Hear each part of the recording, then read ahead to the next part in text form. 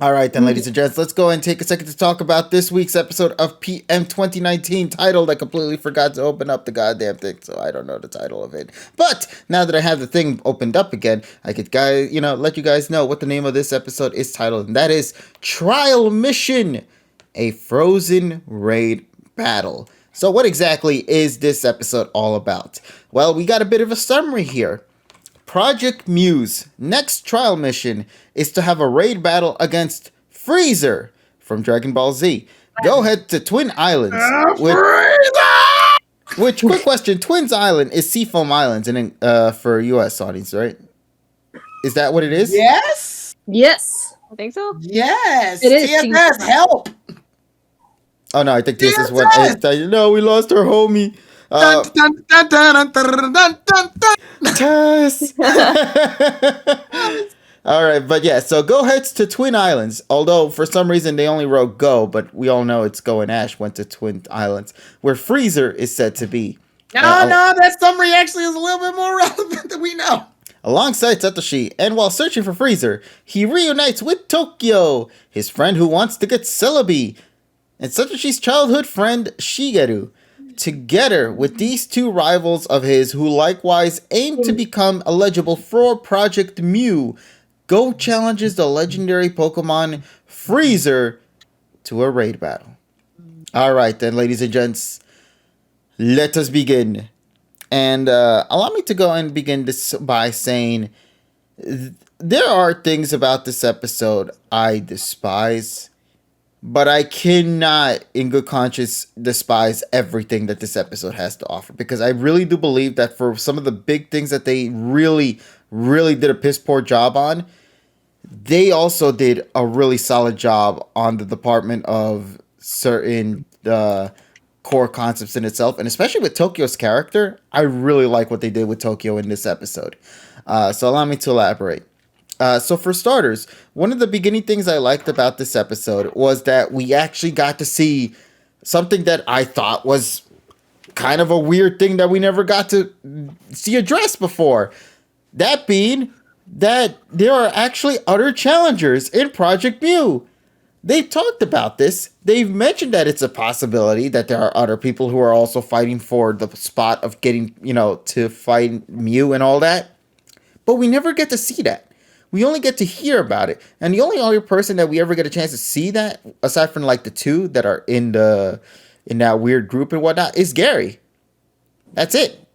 We never got to see anybody else from Project Mu aside from Gary himself.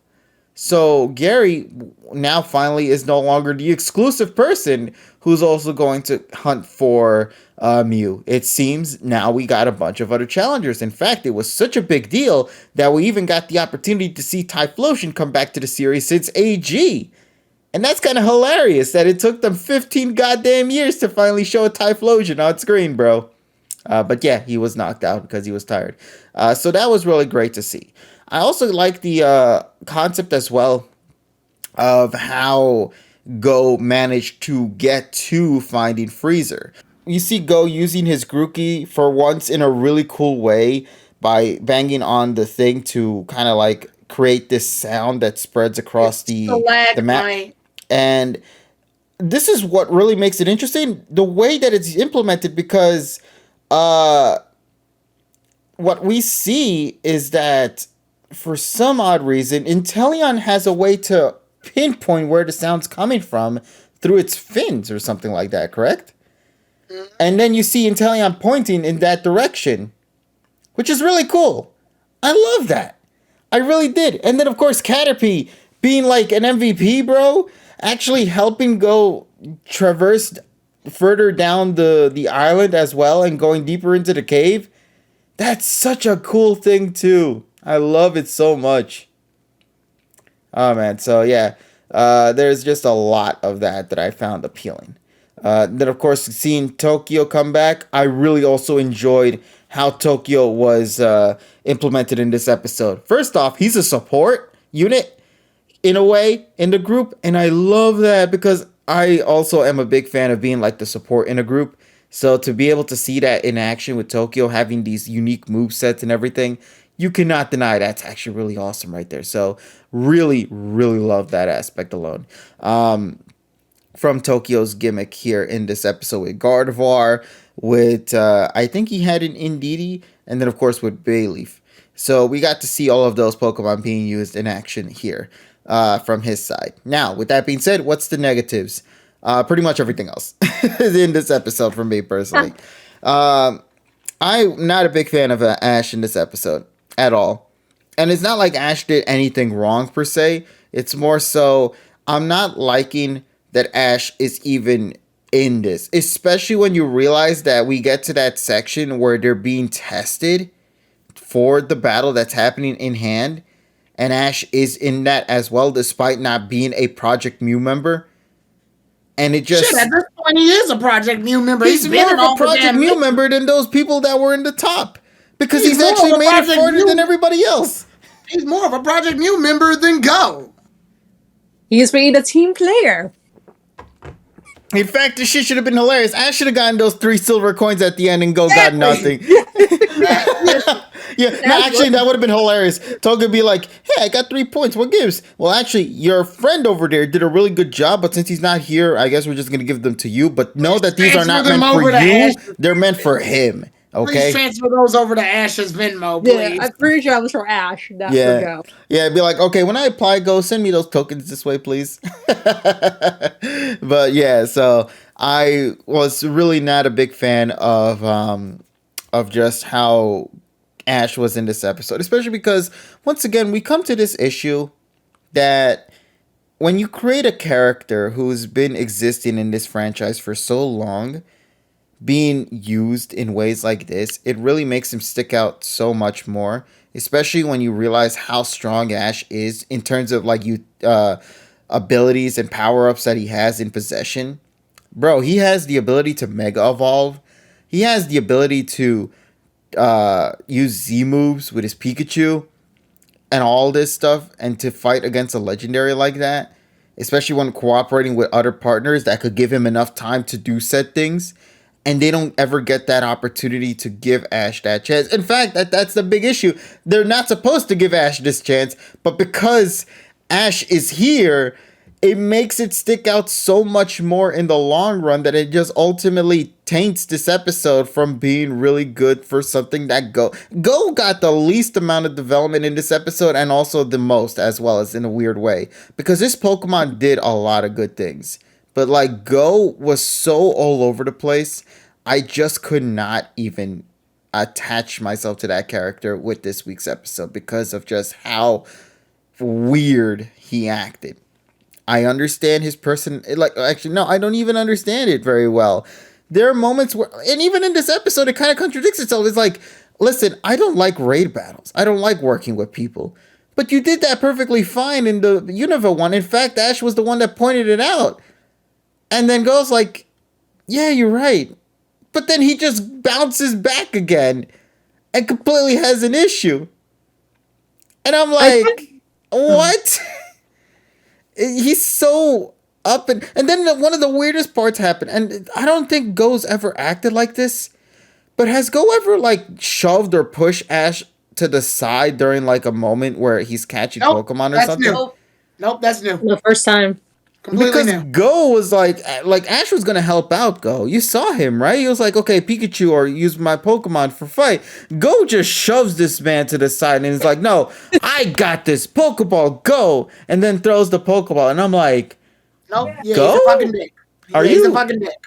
I was like, Go, that's not you at all. Like, I know, listen, I know Go likes to go and catch Pokemon and all that, but he also works with people, or at least works with Ash anyway.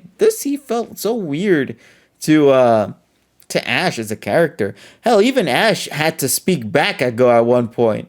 Where, no, in fact, everybody did. Where everybody was like saying, Go, do you understand what we got to do? Work together, right?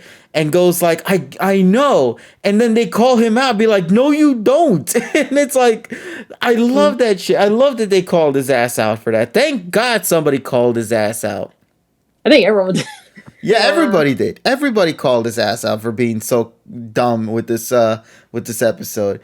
But yeah, so at the end of it all, the last big issue I had was that Go got points.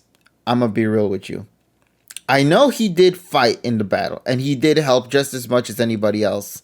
But he didn't deserve to have received the same amount. Well, actually, he didn't because he didn't get the bonus point because the others did. But I still genuinely believe that, like, for a message anyway, to hit the message further, he shouldn't have gotten anything at all. Because that would have made Go realize even more how much a simple mistake could potentially cost everything for anybody or everybody. And I think that would have been a much more harder to hit message to give Go, much more to focus on as well as his character. But yeah, I don't really know much more to say as well on that aspect alone. And I still like the ending too. The ending of the episode was nice. Gary calling out Go's bullshit, and they even call each other by their names as well. Yeah, that's pretty much it. Other than that, as an episode, like I stated, I found it to be mid. I'll give it a 5, but it's because of the good things that it did. But I cannot, in good conscience, also neglect all the negative things that it failed to attempt to achieve, in my eyes, anyway. So that's my take on it. But What'd you give it? A 5. Ah. Yeah. But you know what? Let me go and pass this on to Emmy then, because I know Emmy has a scheduling with that. So allow me to at least hear your input for this review, buddy. Like, what do you have to say? I mean, like, I'm not gonna repeat the same things you've said because I pretty much agree. The one thing I'll say though is just like, if we're looking at this battle as like who brings what to the team, right? So you have Tokyo, who brings his kindness, right? And he also brings like the fact that he's the supporter, right? He's supporting everyone on the team. You have Gary, who brings his intellect and also like his strategy. What does Go bring? Absolutely nothing. This guy comes in here just with an ego that I have no idea where it's come from, because even in the beginning of the episode, he's so unconfident in himself. So it's like, where is this ego coming from? Is it just coming from the fact that Gary's here? So all of a sudden he's intimidated and he feels like he has to act this way? I don't understand where this character comes from. He didn't do that when Moltres was around? Right. Like, it's so, I'm so conflicted on this episode. Like, I don't even know what to give it, just because it's so out of character for Go, and at this point, I don't even know what Go's character is. Like, I swear at some point he was, like, the logical one, and he was the one thinking of all the strategies, but, like, if you look at this team of what this raid battle was supposed to be, I'm like, what did he bring?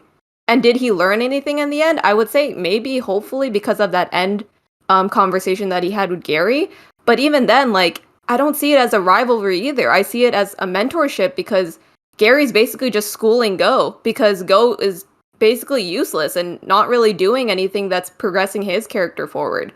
As blunt as it sounds, Gary's the blunt one, while Tokyo's the one who's encouraging. You have two different sides of the spectrum here of what is like I guess a supportive friend, I guess you could say.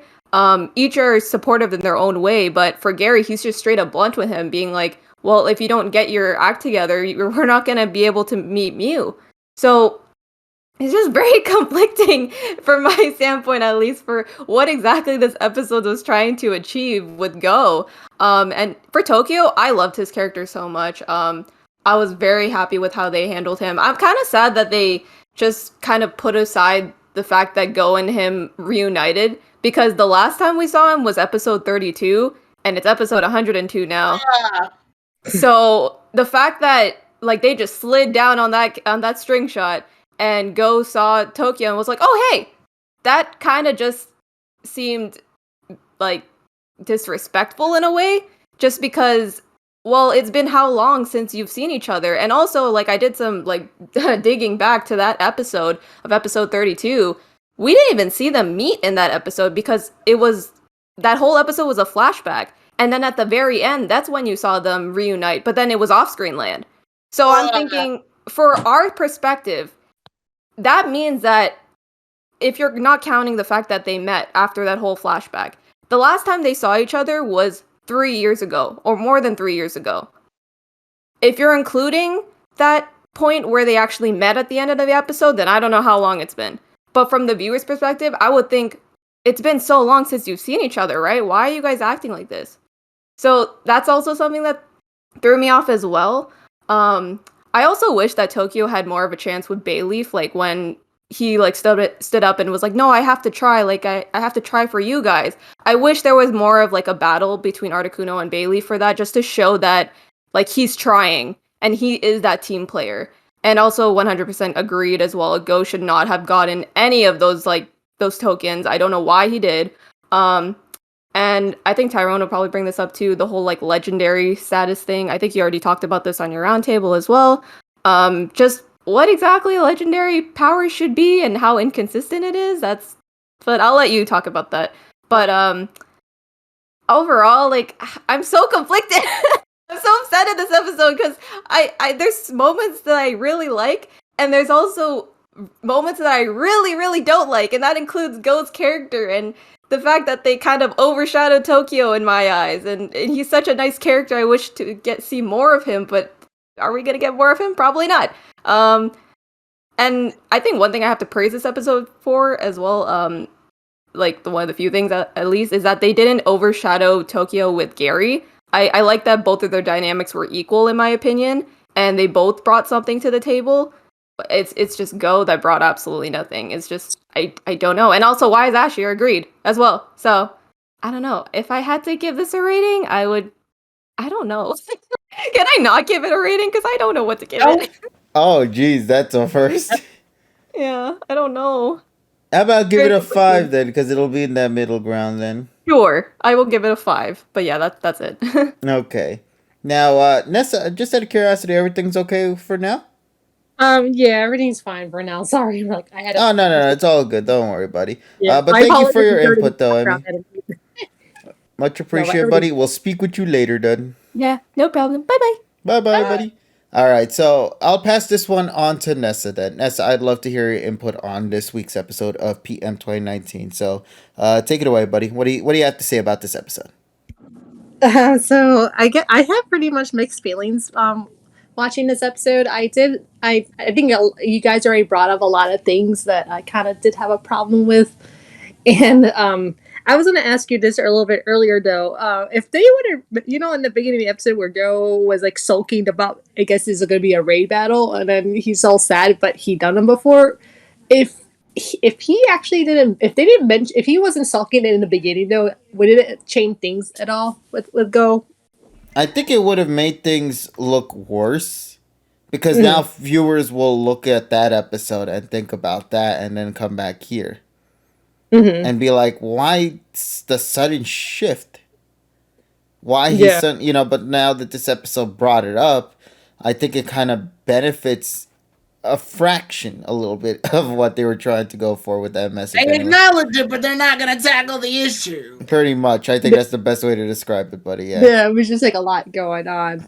But I think probably the strongest points for me, I did enjoy Go and Gary's dynamic, because I know it seems like from what I've seen, I guess Go does not trust Gary at all, from just alone why I think especially when he was around, he was just acting out. Even though he didn't do that when they fought Moltres. I know, exactly. But yeah, I just kind of felt like Gary, Go was just acting out, especially Gary being around, because he was just like, I guess he just like, to me, he would just felt off, like he did not want to be a team player. He was just like, fuck all y'all, just doing my own thing. And then I guess like Tokyo and Gary were trying, trying to work together, but it seems like, but I guess, like, especially when Gary started ordering around, like, Go just, like, I'm not having this. I'm just not having this. And then, of course, botched their whole mission. But I did have a little bit of issue of Go getting the coins, though, because I didn't quite understand. Because I was like, wait, you botched the whole mission. So I think Go, I didn't show Go how many coins he had. I want to say he probably had 1. Everyone else had more. No, it's 3. No, he got 3. He got 3. He got 3. Damn. He got 3, but he didn't get the extra point. That's 3 more tokens than he deserved. We'll get to you soon, buddy. Don't worry.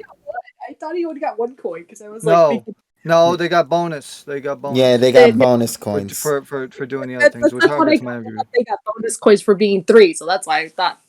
No, on top of it. And Tom, okay, Yeah. so that makes it worse now. Okay, that makes it worse. I just thought he had 1 coin, and I was like, okay, but 3 now, that makes it worse.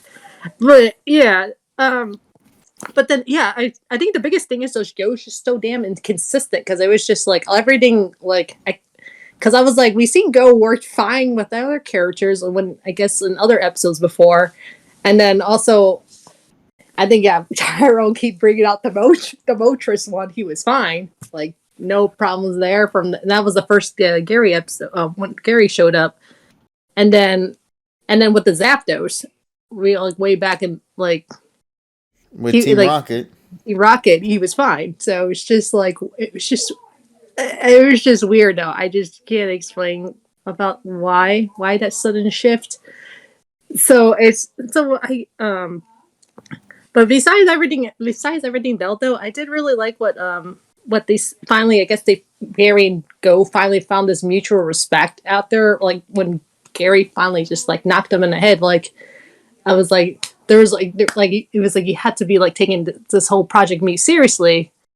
I kind of liked like finally when they both kind of acknowledged each other. So I think that was like my favorite part of the episode. But and then also I think you guys mentioned some other things, but I think.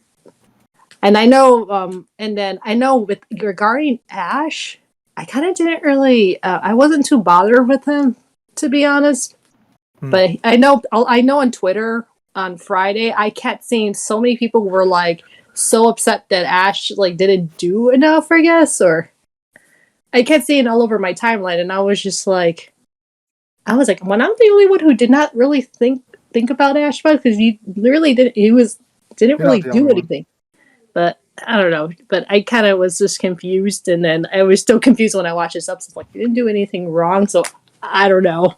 But everyone's like all voting off to like they want Ash to be done after the series because they keep saying I guess he has so much disrespect. But other than that, though, I don't have much else to say though because I think you guys already covered quite a lot of the stuff that I was thinking of. So I can't really add on into anything else that.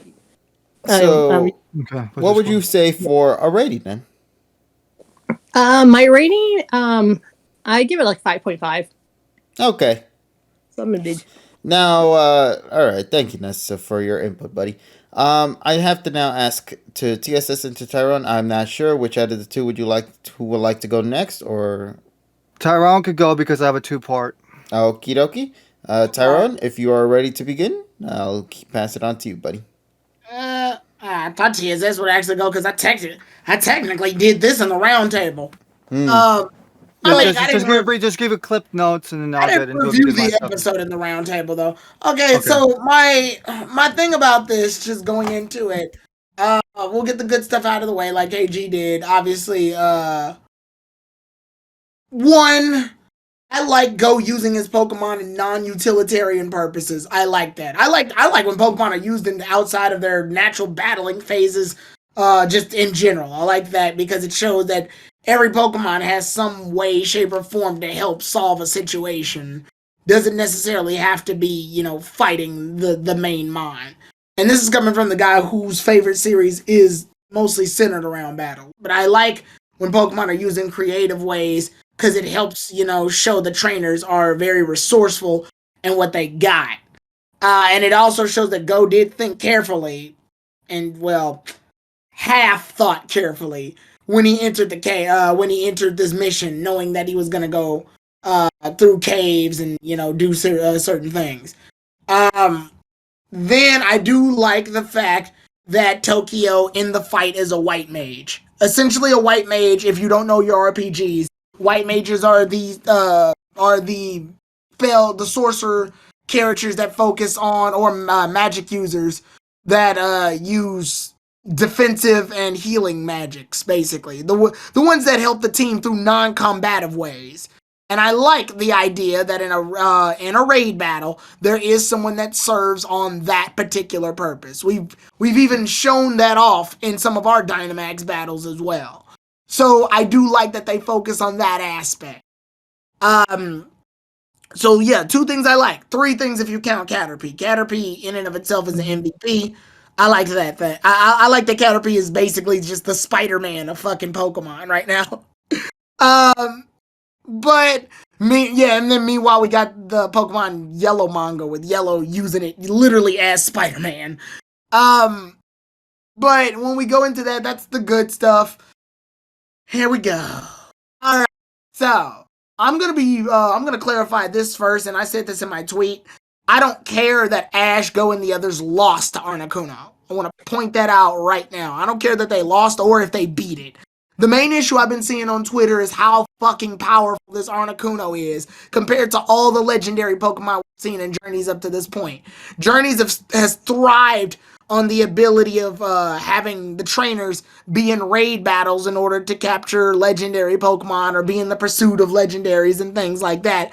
So in order for legendaries to be somewhat fightable, they need to make the legendaries not as widespreadishly powerful as they were in like movies. I often turn to Pokemon Movie 2000 for this because Pokemon Movie 2000 to me is like the movie that kind of like first debuts the legendaries and how actually dangerous they can be. You can see they're like gargantuan. Articuno, Zapdos, and Moltres are fucking huge in that movie. And they destroy shit like just by the levels. They just crush it. So it gives the audience a general idea of what a legendary kind of is capable of compared to. I'm not counting Mewtwo only because, again, he's a genetic creature that was made by people, so his power can get kind of skewed from time to time. And the only time I do bring up Mewtwo in Journeys is during the episode where he actually shows up. A lot of people have come in defense of saying, well, Mewtwo held back in that situation. Where does he say he's going to hold back? I don't see it. And I see no reason why he would hold back against Ash and Go. There's no physical reason. This was movie 2 Articuno, exactly. There's no physical reason why Mewtwo would have ever needed to hold back in that fight. That presumption is silly. If Mewtwo wants to test him, if Mewtwo wants to test him, in my perspective, I would fight them all out and see how well they fare against that. If I have to struggle, that means they actually are serious about this shit. If they're not, then it's clear they need to go home and try again. And also, Mewtwo fucking nukes Ash and Go, if you guys watch that episode. I don't think that's holding back. I don't. So, I think the problem is, two things. It's the writing inconsistencies with how they handle legendary Pokemon in Journeys, and it's the battle choreography. I think that's what it is. And battle choreography may not seem like much at face value. What it is, though, is that it makes fights look extremely awkward when you see a Pokemon come out and then get one-shotted. Now, they back this up by saying that it's Sheer Cold. Sheer Cold is a one-hit KO move. The problem with Sheer Cold, though, is that it comes with a risk. Sheer Cold isn't just a move Articuno can just be whipping out all the fucking time. There's a reason Pokemon don't use one-hit KO moves in the anime all the damn time. Because one, they usually miss a lot. And two, fights would be boring if we saw them used constantly. There's no need to measure strength when you literally have a one-hit KO move. Now, the problem here is that the Sheer Cold that we're seeing is following video game logic.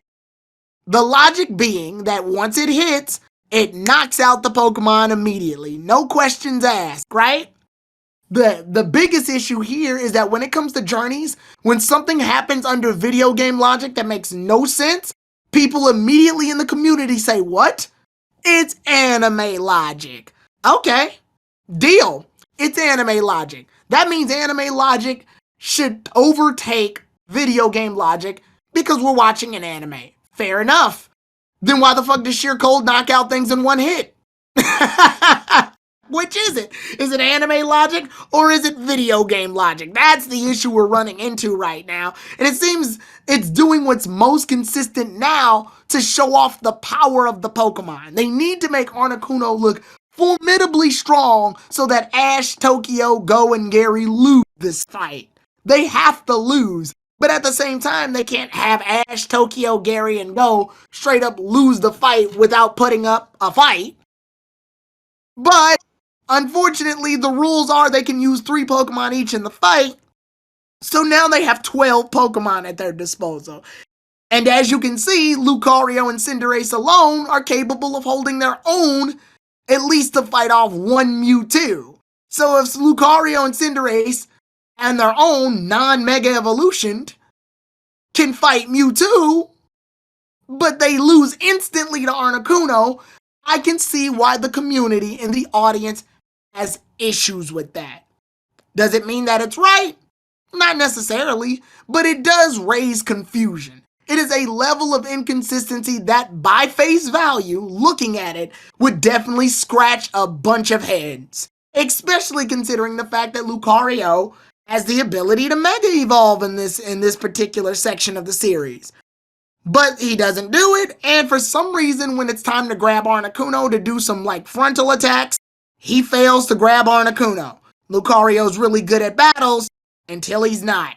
He can tank moves from freaking Volkner and all three of his electric Pokemon until Articuno hits him with Blizzard. You see, it's a big issue. No matter how many ways you look at it, the more jarring it gets. And this is why I say that battle choreography is important.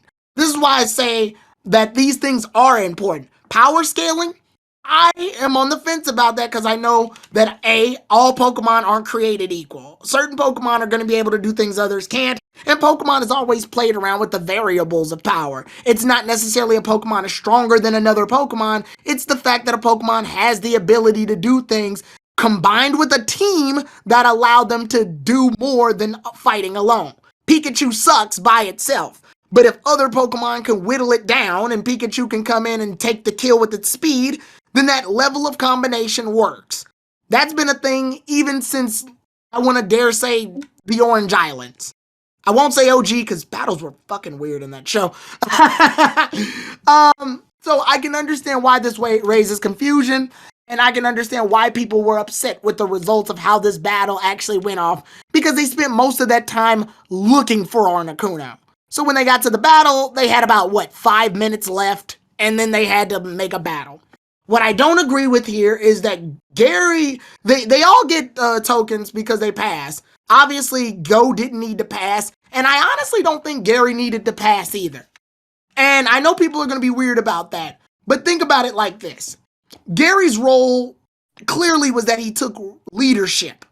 The problem is that when you're the leader of a team and you're doing a test of teamwork, which Go says at the beginning of the episode, it's to test our cooperation and battling. Well, one of the worst things you can be as a leader is to have a rebellious team member. Go was rebellious, which means Gary failed as a leader. He failed as a leader. Their teamwork was janky as fuck because Gary wasn't able to effectively lead Go. And then I don't like this thing that Gary's been doing recently where he needs to make fun of Go in order to get him riled up to get him better. He didn't need to really even do that with Ash and OG. He did that because he's a fucking dick. That's why he did it. And then in Diamond and Pearl, he kinda did it. But you can at least say, okay, Gary knows Ash. That makes sense. Gary doesn't know Go. Why the hell would he act like this? Even in the episode that he debuted in when he tried to mess with Go to make him better. Why now? Why did he decide to do this now? How come he didn't do it with Dawn? How come he didn't do it with Brock? How come he didn't do it with freaking May or Matt? Or any of the other traveling companions that he may or may not have ran into? How come he didn't do it with Misty? How come he didn't, you see, the more you look at this, the more problems start to boil up. And to me, I don't feel this episode did a really good job of portraying why exactly these things take place, because it feels like they had to jump forward ahead in order to make up for all this time they don't have anymore. Go has to pass this mission because the show's gonna end soon at some point, and they can't have him fail a mission because that would set him back majorly. So they got to give him 3 tokens for a mission that he essentially fucked up on. And then only to tell him, don't worry, you'll get it next time, but he gets a participation trophy for it. So yeah, the lesson's there, but it's very flimsily placed in there as you feel bad about that? Anyway, here's your reward. You see how awkward that looks? This entire episode, problem the audience has, and why it's so mixed in the community, is that it's awkward. And I'm sorry, when you're writing a story, your audience should never. I would much rather your audience dislike something than feel awkward, because if they dislike something, they can at least be consistent about it. Awkward makes you feel weird because you're thinking way too hard about a concept that the show and the writing should have already displayed. How come this is the only mission that has a drone that records your progress? What determines how many tokens you get? If there's Or other how people many tokens you need to even get into Project Me. exactly. You see, I don't think they ever laid out how many tokens they never do. No, They never also do. remember, this is the episode where we actually get to see other people partake in Project Mew. Yeah. So it's unfortunately awkward. And like I said, when you make inconsistent writing and that causes your audience to get awkward, it ruins the story you're trying to tell for the most part. So to wrap this up so TSS gets his chance, I'm going to give it a 4. I'm sorry. I like I said, Caterpie was the best part to me, honestly. Caterpie's been consistent since Mewtwo. And Tokyo is a good addition of support, but unfortunately, I can't even feel for Tokyo because I think Emmy said it. The last time we saw Tokyo, he had an invisible conversation with Go, and we never saw them catch up. So that's a bunch of character development just sort of flushed down the toilet, and I don't even know when we'll see Tokyo again. So yeah, Another 70 episodes at this point. right, 4 out of 10. I'm sorry. That's my judgment. So I'm gonna do the normal review in the first part, and the second part is something that I've been thinking about in the last 48 hours. So let's get to the episode itself. So here we go. Here's a completely different take on this episode. I actually really enjoyed it because of these little factors. I've noticed in the last 2 to 3 months that this show has started to do sort of kind of a life lesson sort of integrated with their episodes, and this was one of them. So let's begin with Go. So we open up the show with Go feeling depressed about working together.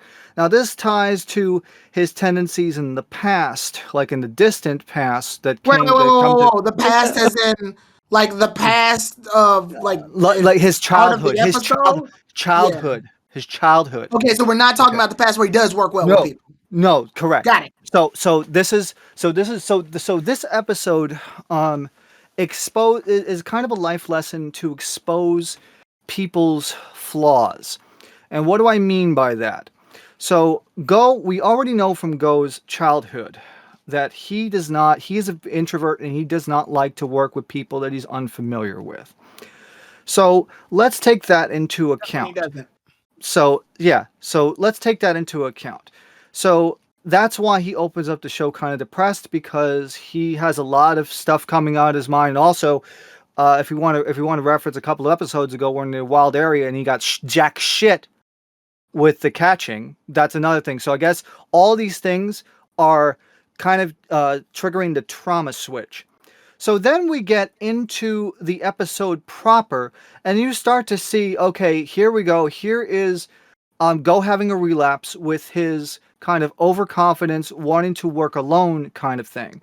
You have when they go over the stone bridge, when they're trying to when they face the Golbat, Satoshi try to issue Pikachu an order, and then Go just freaking intercepts him like, fucking, I'm gonna just catch the fucking Pokemon. Also, freaking Marina Icotes gets her $20 today and not her $15 for doing like the Pokemon Go sort of things. So then we get to the next section where they're trying to get to all the Geodude, and they keep going the other way, and then Go is very persistent in having his own way. So again, this is kind of like the character flaws coming out. Even though he never did that before. Right, but I'm talking about it's a relapse for childhood thing. This episode is supposed to show, it's supposed to be like it's a situation that people actually get into. It's supposed to be like a life lesson kind of thing. It's supposed to make you think. And it actually made me think a lot too about my flaws and how you be oblivious of your own flaws, and then something happens. So let's continue down the road. So then we get to the point where they find all the trainers, and it's like, okay, that's great. And then when they get into the cave, and then they go down and they meet up with Tokyo, right? So great, that's a cool thing. The thing is, though, you see that when Go is around a familiar person, at least he shows some compassion. Because when he's glad to see Tokyo, and also the fact that, Satoshi never met Tokyo, that's a nice little reaction there.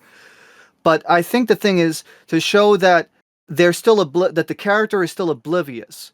But when they're around people, they don't really like tell them the flaws. And actually, what's really cool about it as well is that when Shigeru appears, after the commercial break, and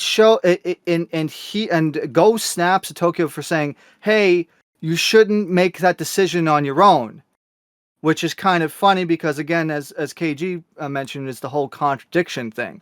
But it's a trait. It's a real life trait that people would actually go through, where they are unaware that they're not acting correctly and they're acting strangely and acting wrong.